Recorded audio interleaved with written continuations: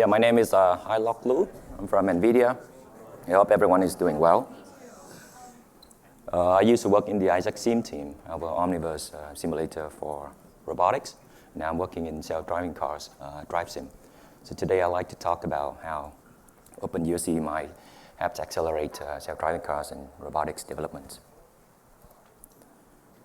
I'll walk through some of the challenges that we are facing, how OpenUSD can help with world building, simulations for sensors and scenarios, also how we get the ground truth out, and some question and answer. You probably are really aware that many industries are racing to digitalize, from automotive with self-driving cars to semiconductor to healthcare. How we can use simulations to help find new drugs, to manufacturing, how you can plan your factory, to retail and telco, right? Just like the previous gentleman from Celsius. How you can position and test your sales towers to maximize the signals. So everyone needs a lot of data at scale. They want to incorporate AI, to boost productivity, and so enable seamless collaborations among many developers. Let us dig a bit deeper into AV development pipelines. So we send out, a fleet of cars. Right? We need to collect the data and get back to the garage, upload the data, and then we need to curate which data is useful. And then we have to make sure that the labeling guidelines are consistent, among many workers, among many projects. So perception engineer needs to train their perception models on data centers, right? Experiments with different architectures, different types of ground truth and labels. So they can also test replaying against, sensor data, right? To evaluate how much the perceptions has improved, and how simulation can help with all of these. You can imagine that maintaining a fleet of cars are very costly and time intensive, right? You got to make sure that the cars are installed with the correct software, with the correct fixes. And so some of the scenarios are quite difficult to label, right? Things like faraway cars or objects are partially occluded, or nighttime conditions, rain. Some of the scenarios are also very dangerous, like kids chasing after a ball, or if you need to teach your perceptions to detect lanes, you can't just zigzag through the lanes in real life, right? Just to collect the data. That is, again, very dangerous. So when you send out a fleet of cars, right, you are at the mercy. You can plan as much as possible, but you are at the mercy of the traffic patterns, the weather, and sometimes you need ground truth that's beyond sensor capabilities, right? Free space, occupancy, voxels, optical flows. So enter USD. Of course, universal scene descriptions. USD offers many good, great features, right? But one of those are the layerings, right? Think of it as a Photoshop layers. So different developers can work at different layers. Maybe artists work on, the road networks, the buildings, the vegetations, and the programmers can also work on another layers with all the dynamics, cars, the robots, and they can be combined, and then you can see the final results, right? So USD in Omniverse, together with MDL, material definition language, and ray tracing technologies allow us to simulate different types of sensors, physically accurate sensors, right? So that from the camera point of view, the metals look like metals, shiny, the glass look like glass, right, with the reflections and whatnot. But also the non-visual sensors like LiDAR, radar, and ultrasonics, right? As all of these rays enter the glass, how they bounces, secondary bounce, right? Or multiple results, or motion compensations for LiDARs, things like that. So these technologies allow us to, again, simulate the physically accurate sensors. So many different types of sensors, right? A car might have maybe like 8 HD camera, 4K cameras, of one LiDAR and a few radars. And if you do parking, you might also have ultrasonic sensor as well, right? So we need to simulate all of these sensors together at the same time, and they tick at different rates as well. Of course, USD and Omniverse are modular, open, and extensible. This is how Omniverse allows us to build different vertical applications like Drive Sim for self-driving cars, Isaac Sim for robotics, right? Clara for healthcare, Metropolis for smart cities and whatnot. And they all use the foundational technologies, right? USD, PhysX for physics simulations, MDL for materials, and so on. And then external developers like sensors, partners, can also build their own extension on top of this. On the robotic side, so let's see how Isaac Sim is able to use Omniverse and OpenUSD for synthetic data generations. So at Scott, we build up the scenes, right? We can drag in your USD assets, like the workers, the pedestrians, your cars, or the forklifts, and then you can build up the world this way. With all the Omniverse connectors, right, connecting to Max and Mayas and whatnot, Blender, and you can also import in your assets and your world in this way as well. Domain randomizations with ray tracing, it allows us to randomize the lighting conditions. So you can imagine as the sun moves across the sky, right, it can cast different types of shadows in your warehouse. Maybe your perception needs to work under certain conditions, right? Maybe at night. And also it allows us to randomize the textures, the positions, so that the perception network just picked up the essential features. Since we get the labels and we calculate the labels every frame from Omniverse, so they are perfectly labeled, occluded object as well. And also how we can integrate the output of this, right, with other NVIDIA toolkits like Tau, so that you can generate data, you can improve your training data, and just repeat the loop, the virtuous cycle, right? These are some of the ground truths that Isaac Sim supports. Of course, RGBD, right, RGB and depth, semantic segmentations or class segmentations. So all the boxes have the same labels, right? They are box.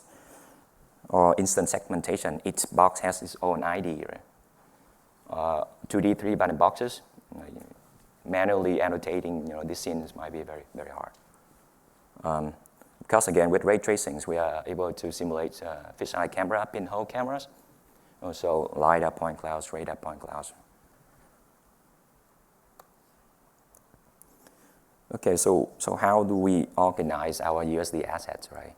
You can search for your assets, say, hey, give me all the Mercedes cars, or hey, give me all of your cones, and then from there you can drag the assets in, right? Jensen also showed the deep search integrations with LLMs. So you can ask, hey, just give me all the red cars. Do you have any signs with from this country and whatnot?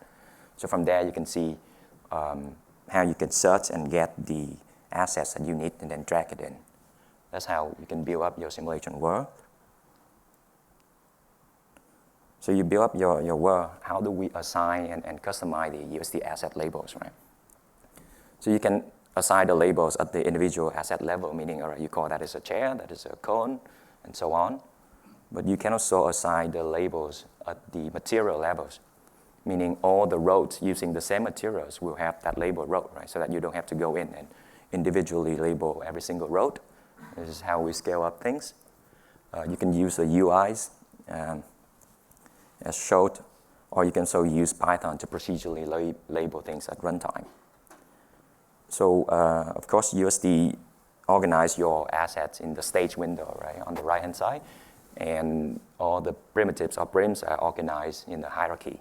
So let's say a car will have, the wheels, the mirrors, the sensor that attach to that car primitive, right, so that when the car goes, all the sensors move with the car as well, logically. So with Python, you can iterate through the stage window, right? Get all the prims, and you can filter out in certain conditions, and then you can say, all right, now this class will be called automobile, or this is how you label things in Python. Of course, OpenUSD also support custom metadata, right? So that particular sign, right, you can add more metadata, like which country this sign belongs to, right? Because different countries might have different signs types.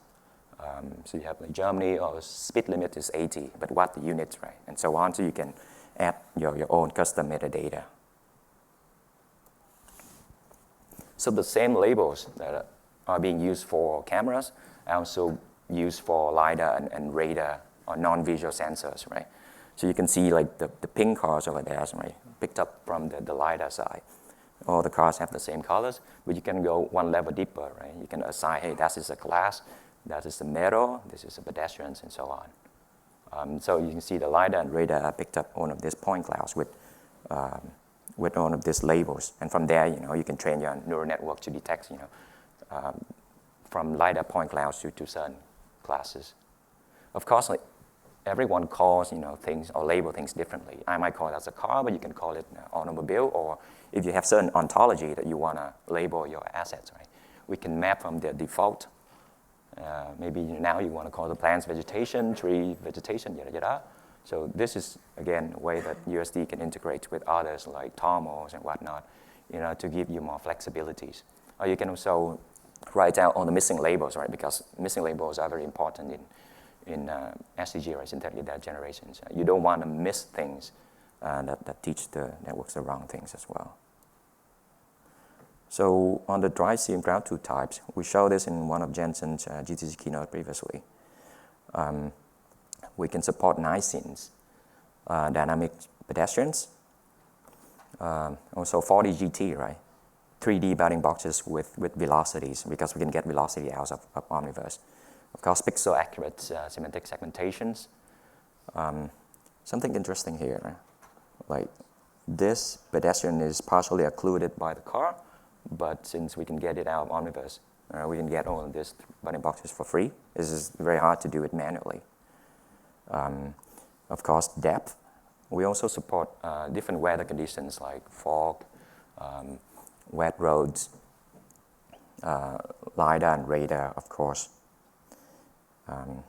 This is one of my favorite scenes. It's very peaceful. I wish like all the commutes gonna look like this, with the deers and that scene.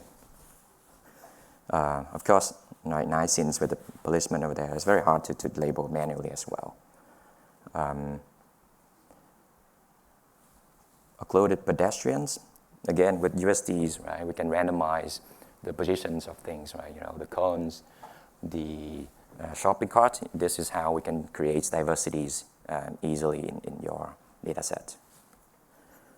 Some others drive specific labels like the lanes over here, right? We are able to give you the ground truth, where the lane should be, where the splits are, even the split is partially occluded by the truck over there as well, where the merges are, or the parking spots, right? If you need to teach your self-driving cars how to park, where are the four corners, how you should approach the entry lines and whatnot. And also, as I said, like 3 bounding boxes on top of LiDAR point clouds. So it's not just visual, right? It's also non-visual.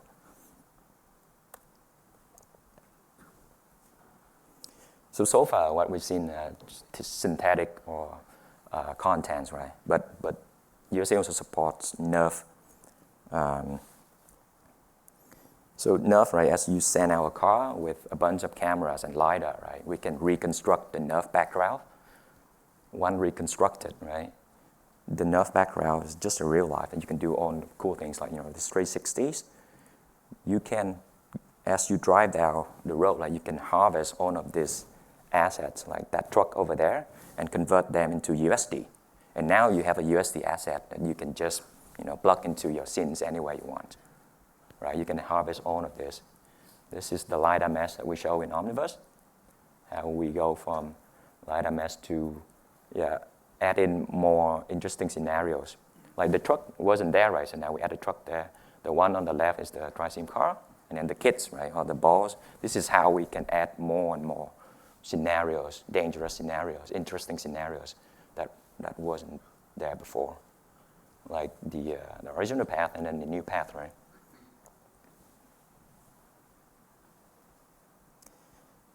This is another scene in downtown San Jose. And notice, right, that the truck that we harvested before, right, now we can use it. Or the Prius, the ambulance is a drive sim synthetic asset. The assets, the pedestrians, right, on the interesting animation like tripping, falling, tying shoes. Again, it's all about diversity. Right? How you can detect, pedestrian at different configurations. And of course, from here, you can add newer scenarios, like pedestrian running across.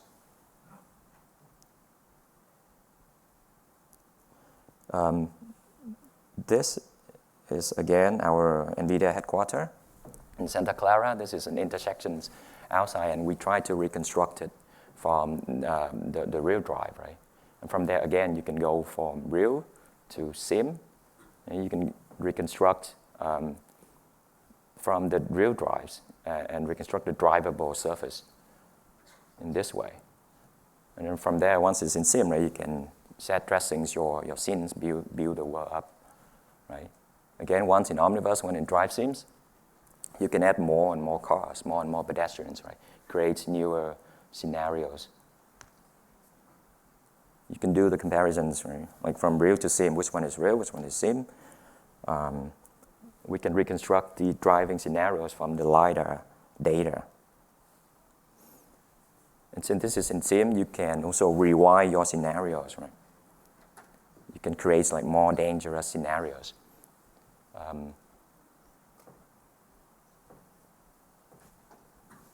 Yes, so you can collect new data in this way, Or these like accidents, that's very dangerous to collect on your wet roads, different weather conditions.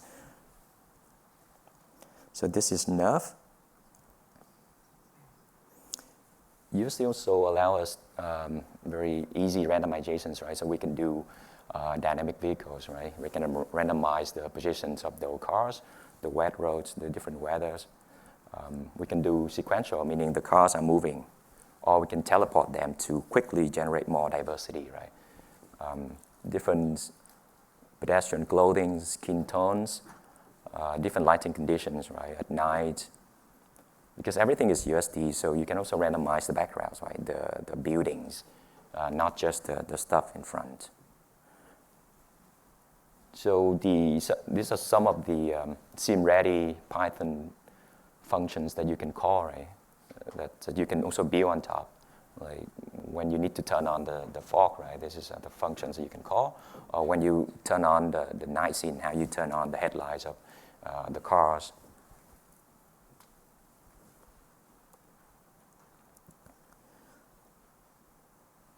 Bringing up new sensors is very time-consuming as well. So simulation is a perfect way to test this out, right? You can test, different configurations where your sensor should be, because let's say the sedans, the locations are different from, an SUV, or different sensors, resolutions, locations. This allows perceptions engineers to experiment and play with, the sensor data way before they get access to the real sensor data, right? Or you can use this to validate your real-world scenarios, like the NCAPS test over there, whether your car will brake in time, right? Or you can preview whether the cut-in trucks will you stop in time, whether you want the truck to cut in faster or slower. Again, previewing your scenarios, very important. You want to preview your randomization's frequencies, right? Whether any missing labels are in there. And once you're happy and satisfied, you can send all of this to the farm to render in headless mode with the highest rendering qualities. This is just to show USD at scale. We're able to simulate, a lot of cars, different types of cars, different types of trucks and buses and motorcycles. So this is some of the real-world results that we're seeing, right? Things like how DriveSim is able to help detect, far-away cars are, like 400 meters away. It's very hard to label. Or how we validate our sensor pipeline, not just cameras, but also LiDAR and radar. And of course, how Isaac Sims, right? To quote Jensen's, you decide which one is real, pick the one on the left. I don't know. These are some of the blocks as well that you can read more. All right, LLMs. We just feed our documentations to an LLM models, right? Just the usual stuff that developers have access to, how to do things in DriveSim, let's say. And then we tell it, all right, can you give me 3 SUV and 2 sport cars and spawn them? And then randomize the panes, give me the step-by-step instructions, right? So the LLM is able to give you back the working code, right? So you can click on those. And you can click on, let's say, randomize, right? It's going to pop up. And you can keep clicking, and then it will recycle and then do all these functions. Or randomize the colors, right? And now say, all right, cool. Can you move these cars into parking spots, right? So it has to understand what does it mean by these cars, where are the parking spots, right? So it's able to do that. And also, let's say, all right, can you change the time of day to night, right?